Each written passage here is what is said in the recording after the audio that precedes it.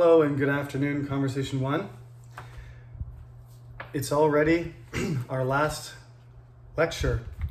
This is because next week we're going to have an exam review, and because we never skipped any days. We went through all of the holidays, and the Monday originally that was not scheduled, we did a lecture that week too. So there's actually going to be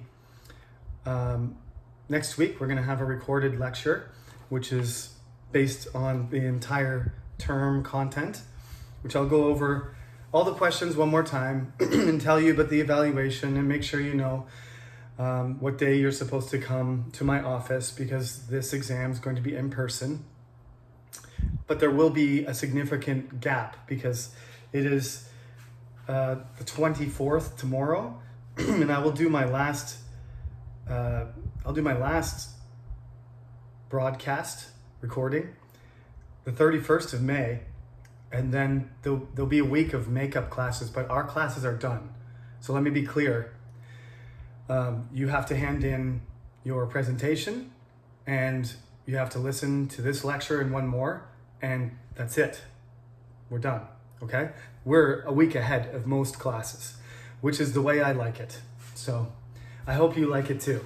Now, that leaves us a couple weeks to do the exams, and as you know, it's a one-on-one interview, so it takes a long time to do those interviews, so we will spread them out. So I'm going to upload a schedule again. It's going to be exactly the same as the schedule that we set. Okay, it's going to be exactly the same as the midterm schedule, except for it's going to be in June instead of at the end of April. Okay, so I'm going to make sure that the names and the numbers are correct, and then I'm going to upload that on the Cyber Campus. That will be uploaded next week. You need to check your time and make sure it's okay with you. And if it's not okay, we need to arrange for a different time. If you leave it until the exam week, I will be too busy and it'll be too late to reschedule. There were several students that skipped the midterm. One student missed the midterm and apologized, so I tried to reschedule and they skipped the second one. I can't do that during exams. I'm too busy. I know most of you are very diligent and punctual, so I'm preaching to the choir here. But if you sleep in, skip, don't care, don't message me the next day and say, Professor, I didn't feel like coming. Can I please do it anyway? Sorry, no. All right? If there's a documented reason, as usual, we'll work something out.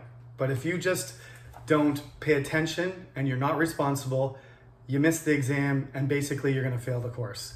Okay? So that's the deal. I'm going to upload the schedule. Your responsibility, you're all adults, you're responsible.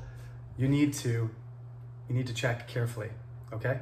You need to check carefully, make sure your time works, and you should not be late. You should be 5 or 10 minutes early. Don't show up 5 minutes late, okay? That if you show up 5 minutes late, then I'm gonna drop points from your score. Other than that, I'm looking forward to seeing you again, this time in person instead of, real-time virtual interaction on Zoom is not quite as good. So what you need to do now is just make sure that you're familiar with all 10 topics. You don't have to do the self-introduction topic. That one is not going to be on the exam, all right? So all you need to do is focus on the 10 topics that have been given. Today is the last one. This chapter is called How Can We Help? On my website, it's labeled Helping Out, okay? Once again, presentations are due on the 25th, so you have 2 days left to email those to me. If it's too big, then you just have to use some sort of cloud and give me access to the file so that I can look at it and I can evaluate you. All right, so there's all kinds of different things you can do to help people. I'll just kind of go through some typical examples. The first one I think we'll go to is something that's familiar with university students, because all of you are university students. So I want you to consider what you can do during your university life to help other people. You may feel tired and you may feel stressed out and unfortunate. I did too, but if you take a larger perspective and you understand what the world is really like, and you will, when you leave university, get a better sense of this, university can be the best time of your life. You have a lot of freedom. You get support normally from your family, the government, banks. You're in good health. It's not that dangerous. The university campus is quite safe. Everybody's young. Everybody's good looking. I mean, relatively. Some people are better looking than university students, but people grow into their own, health and beauty, and it's usually in the 20s when you look your best. So, it's kind of like, I always like to call it the university bubble, where everything's great inside it, and you get to live in that bubble for 4 years and longer if you're a professor or you work in academics, or you're in administration or something like that. So a campus is a place where it's supposed to be like that. What we should do as these lucky citizens who are in university, professors included, is share our skills and our abilities and our time with other people. Lots of programs and professions, like being doctors and police officers, look at your resume, and government officers too. They look at your resume, and if you have a lot of volunteering and you have a lot of extracurricular activities on your resume, that means you're the type of person who would be well adapted to that job. A person who cares about other people in society, social workers. There's a lot of jobs that it's not just about how educated you are or how smart you are. It's about how much you're willing to, give back to the society that's taking care of you. If everybody was assisting, helping, and being charitable to everyone else, we would have a perfect society. I know we don't, but I think everybody gets busy. You have your own families to take care of. You have things get in your 30s and 40s. Trust me, things get so. You're unable to do anything with your time. You can't offer your time very easily to other people. You just don't have any. University students think they don't have very much time, but they waste a lot of time. There wouldn't be a lot of people wandering around, holding hands, talking on their phones, drinking makgeolli in the park, sleeping in the middle of the afternoon. That's not what happens once you can't do that Tuesday afternoon once you have a real job, okay? So consider offering some of your ability and some of your free time to other people who are less fortunate than you.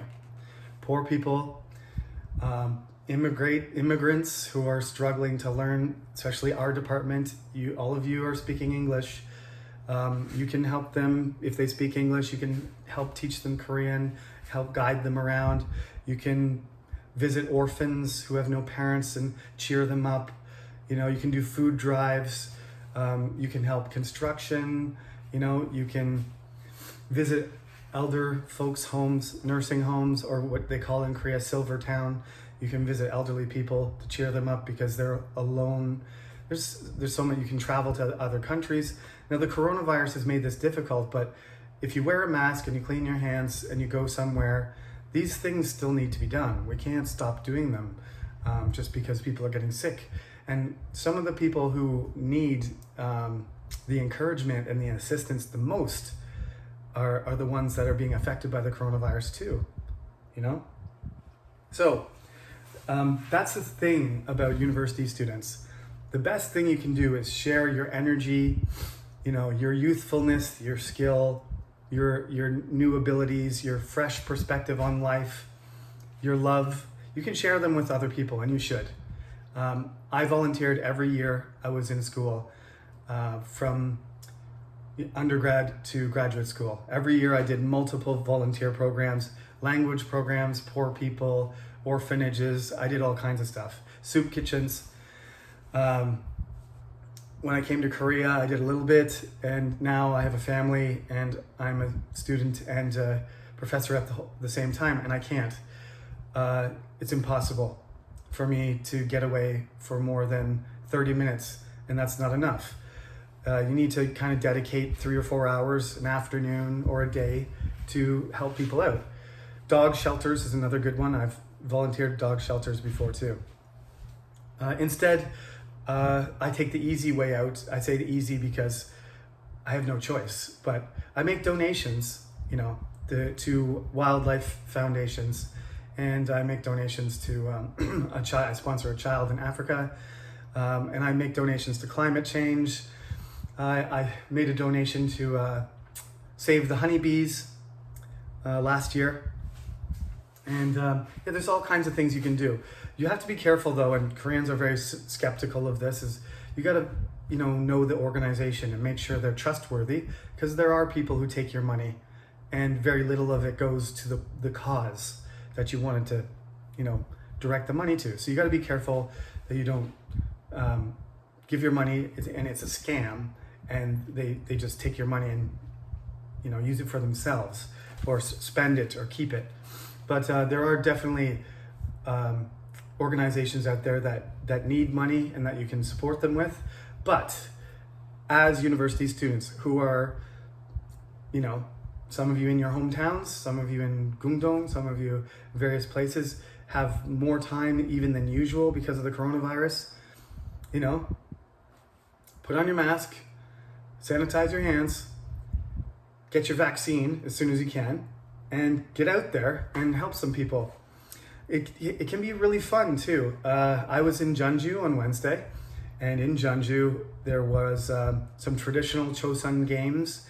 You know, you could play little puzzles and like throwing sticks in a bucket and wooden blocks and puzzles and paduk and stuff. And we went in that area, and we were there for about an hour.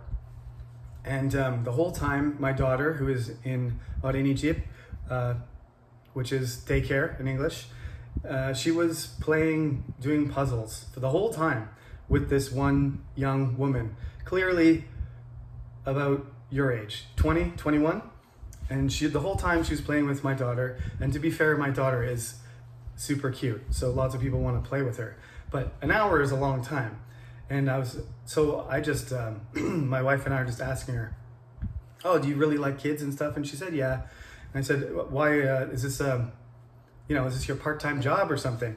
And she said, no, I'm volunteering.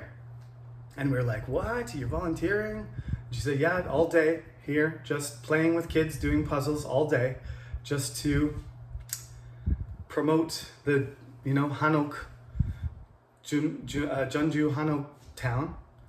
She was just doing that out of her generosity, patriotism, generosity, sense of community. And I just was so impressed. So I gave her manwon because, she's a student. I was a poor student.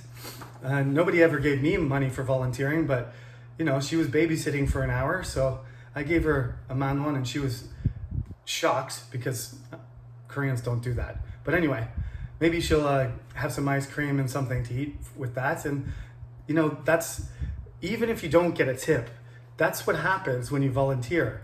I appreciated her volunteering. I was very impressed. That made me feel good. It made me impressed about Korean people and Korean young people. And, to show my appreciation, I gave her some money. That's just what Canadians and Americans do because that's part of our culture. Anyway, you don't have to give volunteers money. What they get out of it is satisfaction. right? They're not there busking, trying to make money. It's not a job.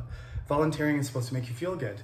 And when you do something that makes other people happy, that, relieves your stress and makes your life, improves your life, right? The quality of your life. So donations don't have that same effect.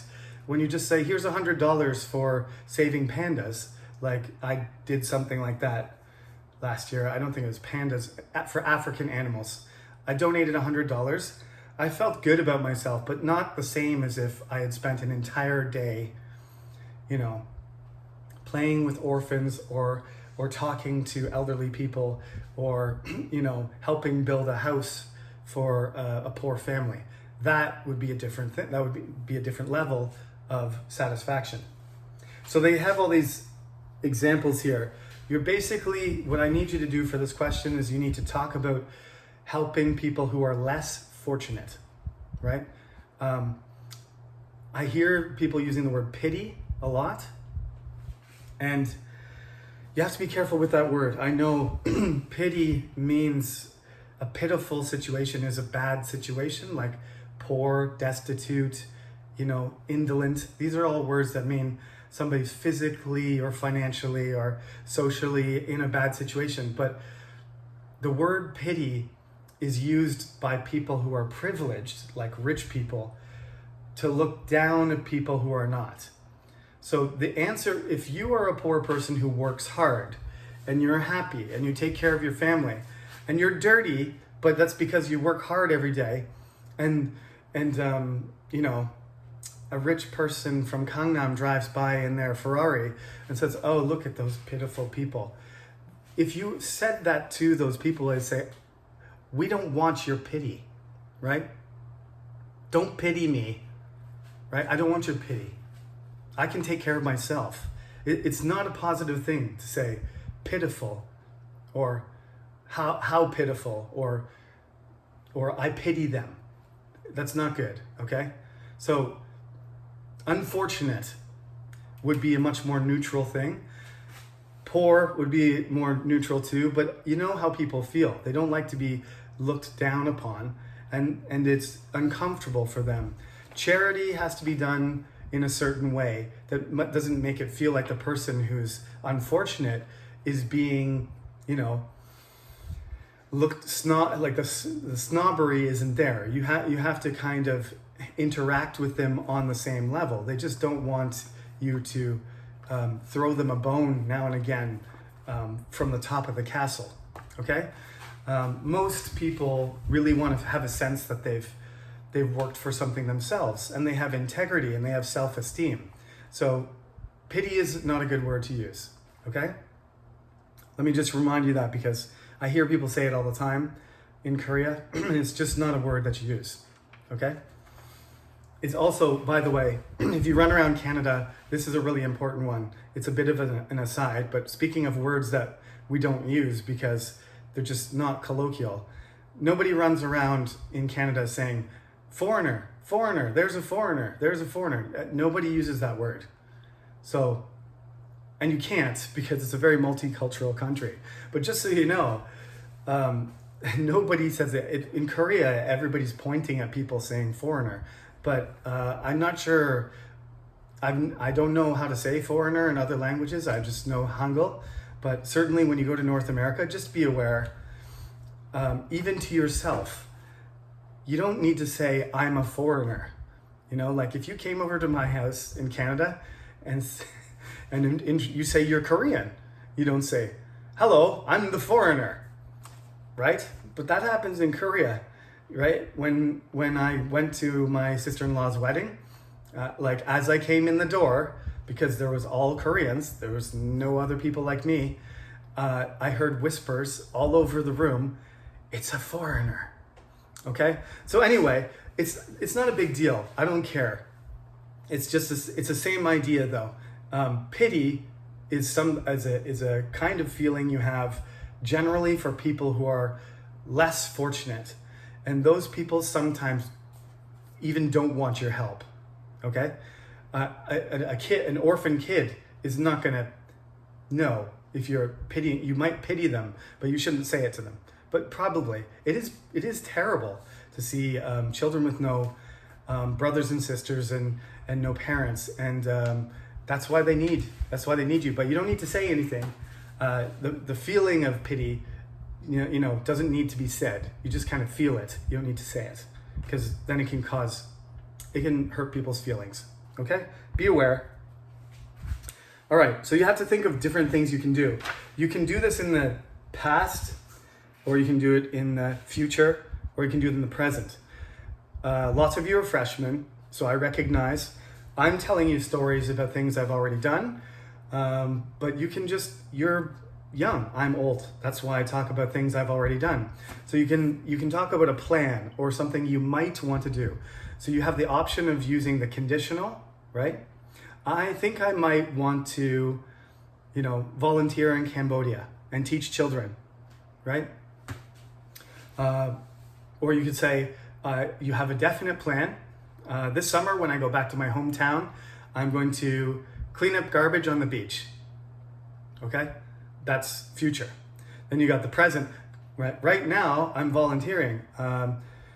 You know, in Alundong, there is, you know, free music lessons for young children, or maybe not maybe that's not the right neighborhood, but in a neighborhood where there's programs for children who don't have enough money to go to Hagwons, maybe they're going to learn music or do art. That's something I would love to do. If I was younger, that's the type of volunteering I would do. I'm not very musical, so I would help do art class for you know, underprivileged children who are in elementary school. Keeps them busy for a couple hours so their parents can work. They get to have fun, you know, doing some art, and they're not on the street, you know, in danger of getting hit by cars or you know, getting into trouble, stealing or doing bad things. It's great. Do some volunteering after school. But I did this. I'll tell you a quick story. When I was university, now this is much worse than anything I've seen in Korea, by the way, but there was this place called Welcome House. My university is in a city called Hamilton. It's near Toronto and Niagara Falls, about halfway in between. And McMaster's in the west end of the city, which is very nice. The north end of the city is kind of fallen on hard times because there used to be these two huge steel factories, the biggest steel factories in Canada. One of them went bankrupt, and the other one is, you know, struggling. So, you know, something like 20,000 or 30,000 people lost their jobs, and those steel workers, like all of those houses, you know, were occupied by those workers. So, you know, they moved away, and, you know, there was a lot of unemployment and crime, and the houses, you know, became worse and worse conditions. So the north end of Hamilton is quite rough, let's say. So the quality of education isn't as good. The parents tend to be, you know, there's family problems, a lot of family problems, and there's drug problems, and there's criminal problems in that neighborhood. It's the worst part of the city. So it's probably a place you don't want to go, right? But it's also the best place to try and help. So me and my ex-girlfriend, we went down there. Actually, my ex-girlfriend and her friend, there's three of us. We went down there every Wednesday after school, and we volunteered from about 3:30 until 7 around dinner time, 7ish, 3 o'clock until 7, something like that. And the program was basically all of these students that were having trouble with school and trouble at home. So that, you know, chunk of time was to keep them away from their problems and try and give them something to do. So there was girls and boys, and we probably wouldn't do this these days, separate the girls and the guys, but we did. So there was a girl group that stayed in the Welcome House, which was kind of a small church, and the boys just wanted to play sports. But this is basically what the girls wanted to do anyway. They wanted to do cooking and sewing and art, and you know, quilting, embroidery, traditional women stuff. But that's what they wanted to do. It wasn't really forced. And the boys wanted nothing to do with that. They wanted to go play basketball or soccer or go outside with me, any sort of game. So the woman took the girls into the kitchen and the common room, and I took the boys over to the school, and we played different sports.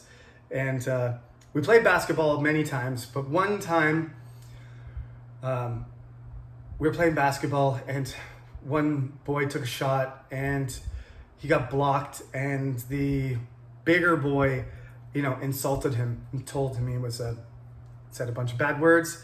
And this boy got super angry, almost to the point of crying, and then ran over to his bag and pulled out a knife and ran back over to the other kid who was bigger than him, several grades bigger. Everybody stopped.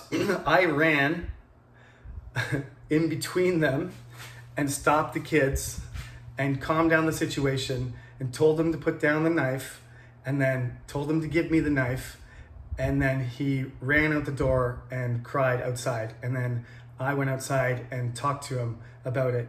And I didn't give him the knife back. I gave it to the program director. But that's why you volunteer.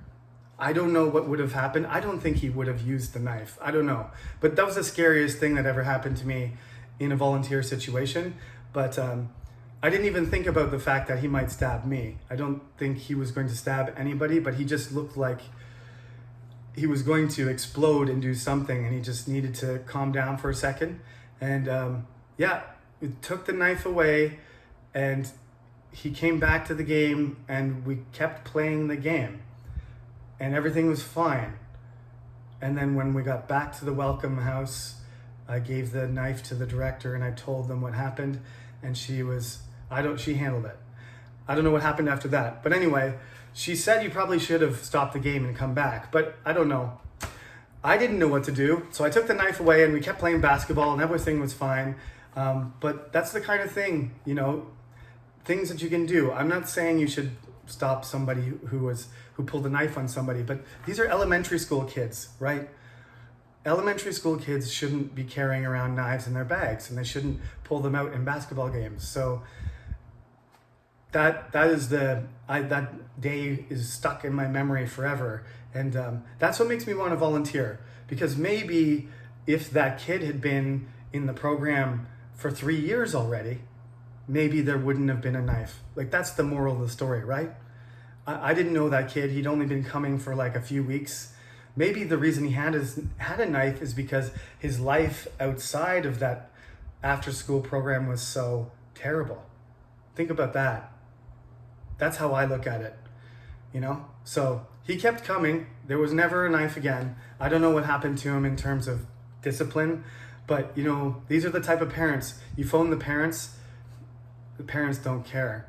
They don't care about their kids. They don't care about you. There's no point in phoning the parents saying your son brought a knife to after school program. They would be like, I don't know anything about that, and hang up. So this is why volunteering is important, my friends. It doesn't have to be scary like that, but there's lots of volunteering things you can do. Think about what you can do for other people. It's your choice. I'm sorry this topic is so heavy because this is the last one, but you can talk about whatever you want. Look at the textbook. They've got lots of different things. You can make things. You can do things. You can give money, right? You can build things. You can comfort people. When you go to there's nothing, nobody's going to pull a knife at you when you go to a nursing home. You go to a nursing home, there's a cute old lady. She's lonely. She doesn't have any family to talk to. Just talk to her and listen to her talk about all the interesting stuff. What was Korea like in the 1950s? Just listen to an old person for 30 minutes. You'll learn a lot. All right, so everybody knows what to do. Next week, it's exam review, so I'll explain in detail what's going on, and I'll put the schedules out later this week as well. Thank you for listening, and have a good Sunday. Enjoy the rest of your weekend, your Sunday afternoon. See you next week.